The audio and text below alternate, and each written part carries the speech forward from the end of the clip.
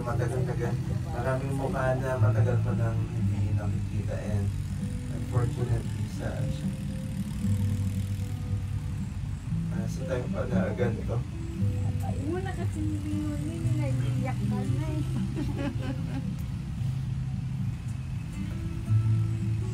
Hindi, naalala ko kay Demi kasi parang